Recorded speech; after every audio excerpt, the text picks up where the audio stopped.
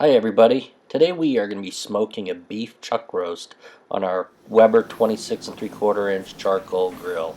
Beef chuck roasts are one of the easiest cuts of beef to smoke. We're going to be making some pulled beef for sandwiches, and prep and cook are very simple. All we're going to be doing is applying this particular rub that we picked up at the grocery store and just patting it into the meat really well. We're going to make sure we cover all sides of the chuck roast, and then once that's done, we're going to be placing it into a large 2-gallon ziplock baggie and placing it into the refrigerator for at least 4 hours so that those spices can marinate themselves into the cut of meat. The main purpose of this video today is not so much the recipe for the chuck roast itself, but to highlight the setup and method that we're going to be using to smoke this cut of beef on our Weber 26 and 3/4 inch charcoal grill.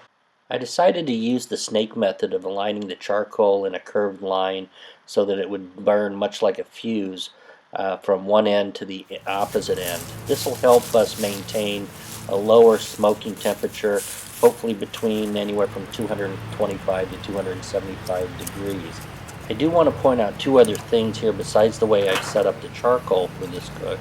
I did use the charcoal grate from the 22.5 inch Weber grill because it allows it to sit a few inches lower than the charcoal grate that comes with this grill.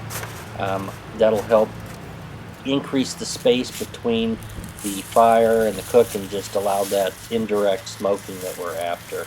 I also foiled half of the charcoal grate to assist in the airflow and added a foil pan with about an inch or so of water to help maintain that lower temperature. Once we've lit the fire using one of the Weber paraffin cubes, we put the lid back on and wait for the grill to come up to at least 200 degrees before we put our meat onto the grill.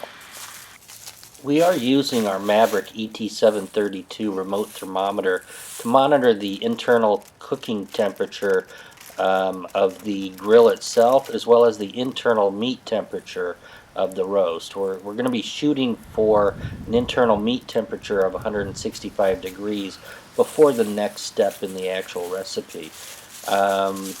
It's going to be a very simple cook. Basically what we're going to do is we're going to take some white onions and some mushrooms and about 2 cups of the au jus mixture, put those into a foil pan, and once the roast reaches an internal meat temperature of 165 degrees, we're going to place it into that pan, foil it up, and let it cook the rest of the way up to about 200 degrees before taking it out of the cooker. We're going to leave our vents pretty much wide open, and as you can see, we reach the temperature of 275 at the highest of the cook, and that was perfect for this smoking of the beef chuck roast. Now it's up to 165 degrees internal meat temperature. We're going to take the chuck roast, put it in the pan along with the onions, mushrooms, and au jus mixture, and foil it up for the remainder of the cook. I really think that using the snake method for our charcoal setup was the right choice here. It did allow our temperatures to be very easy to maintain.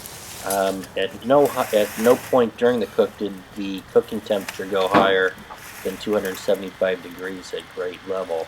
For the remainder of the cook, our roast and onions and mushroom and au jus mixture is going to be wrapped tightly and covered in foil so as to keep all the heat and moisture in the foil container. And this will help tenderize that meat and get it to the point where we can shred it or chop it and just have excellent tender smoked chuck roast at the end of the cook. We're going to be shooting for an internal meat temperature of just under 200 degrees. Once we reach that internal meat temperature of 200 degrees, we want to let the roast rest for at least 30 to 45 minutes. That'll allow it to cool down just a bit, continue the tenderizing process, and then allow us to shred the meat very easily with just a couple of forks.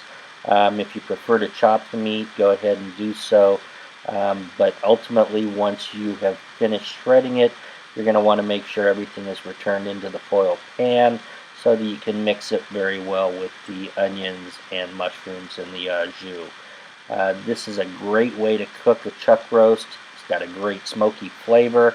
If you don't have a dedicated smoker, you can use your charcoal grill as we've shown.